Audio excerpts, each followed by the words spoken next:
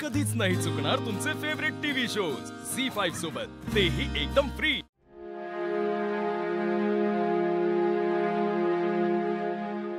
भारू, बाहेर जे काही चाललंय ते पटतंय का तुला? प्रिया मॅडम, देवी आई दिशा मॅडम आणि प्रीतम सरांच्या लग्नाचा मुहूर्त काढतायत। ही चांगलीच गोष्ट आहे ना, त्यात न पटण्यासारखं काय?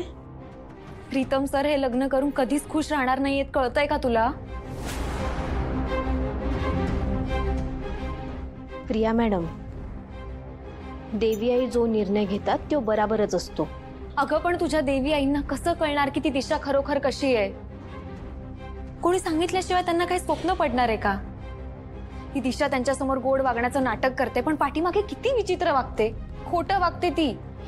पारू, दिशा मॅडमचं सत्य अहिल्या मॅडमना सांगणं खूप गरजेचं आहे। प्रिया मॅडम, देवी आईंबद्दल काय बी बोलू नका, माझी विनंती आहे तुम्हाला। मी प्रीतम सरांसाठी बोलते, त्यांच्या बाजूनेही कोणीतरी विचार करणं गरजेचं आहे। आणि तू बघ, जर माझं प्रेम खरं असेल ना, तर ती सारखी सारखी माझ्या समोर आहे। नशीबच आम्हाला एकत्र आणेल। पारू, पारू, प्रिया मॅडम, इदिलिखित जे असेल तसंच होईल।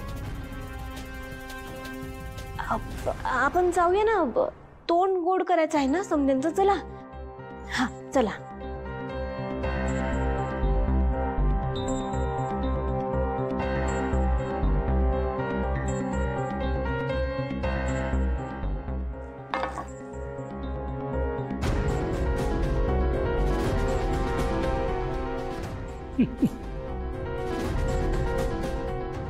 सासरे डॅड, सासू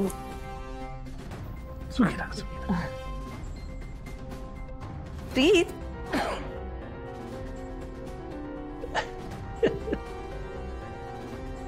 चला बरं झालं, एकदाचा दिशा आणि प्रीतमच्या लग्नाचा मुहूर्त निघाला। सासू मॉम, आय एम सॉरी, पण आपलं हे सगळं आवरलं असेल तर प्लीज प्रीतमला ऑफिसला जाऊ देत का? ऍक्च्युली ते जे क्लायंट्स होते त्यांचा मला कॉल आला होता। They are very impressed with Pritam's presentation. त्यांना पुन्हा एकदा त्याच्याशी बोलायचंय,